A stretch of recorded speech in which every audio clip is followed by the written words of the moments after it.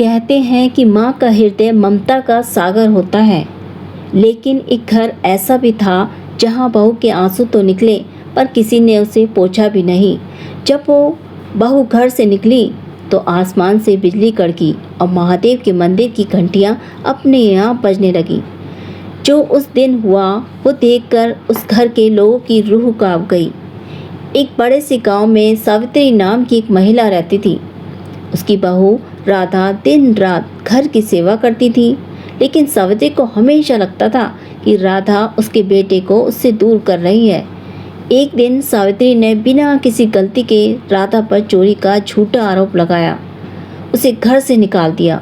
राधा रोती हुई गांव के बाहर बने महादेव के पुराने मंदिर के पास जाकर बैठ गई। अब राधा ने महादेव की मूर्ति के सामने हाथ जोड़कर बस इतना कहा, हे महादेव, अगर मैंने सच में अपने मन से कभी किसी का बुरा नहीं चाहा तो आज आप ही मेरा न्याय करना। कहते हैं कि जैसे ही राधा की आंखों से एक आंसू मूर्ति पर गिरा, मंदिर का वातावरण अचानक बदल गया। चारों तरफ अंधेरा छा गया और तेज आंधी चलने लगी। अगले ही दिन सावित्री के घर में वो घटना घटी जो उसने कभी सपने में भी नहीं सोची थी। उसका बेटा, जो घर का एक लौता चिराग था, अचानक बीमार पड़ गया। बड़े बड़े वैद्य ने जवाब दे दिया। तभी गांव के सबसे ज्ञानी साधु ने आकर सावित्री से एक ही बात कही, जिस लक्ष्मी को तूने घर से निकाल कर अपमानित किया है, वही तुम्हारे घर की खुशहाली लेकर गई। सावित्री का अहंकार पल भर में चूर हो गया। उसे समझ आ गया कि जो बहू उसके घर लिए सेवा की मूर्ति थी, उसे ही उसने शाप मान लिया था। जब भी वो राधा को वापस लेने के लिए मंदिर पहुंची तो देखा राधा वहीं पर अपने हाथ में महादेव का प्रसाद लिए खड़ी थी। मानो उसे पहले से पता था कि न्याय देर से ही सही पर होता जरूर है।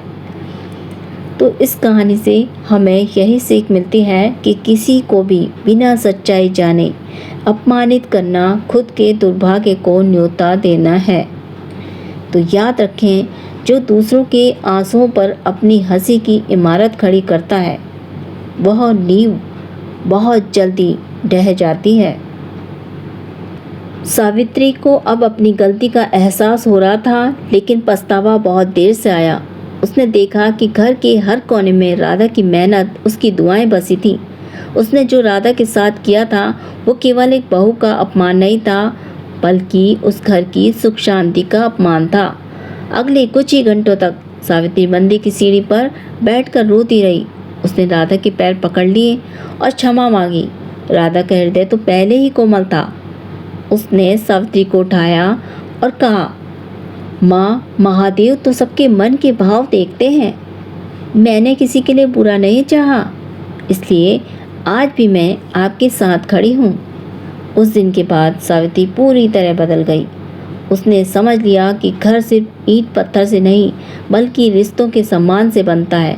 उसने अपनी बहू को बेटी का दर्जा दिया और समाज को ये सिखाया कि जो बड़े अपने छोटों का सम्मान करना सीख लेते हैं तो उनके घर में कभी दुखों का साया नहीं पड़ता। दुआओं की खुशबू घर में महकती है।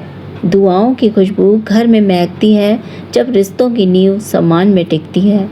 जब रिश्तों की नींव सम्मान में टिकती है, दूसरों को झुकाने में जो अपना वक्त बिताते हैं, दूसरों को झुकाने में जो अपना वक्त बिताते हैं, वही अंत में खुद तन्हाई का कफन ओढ़ जाते हैं।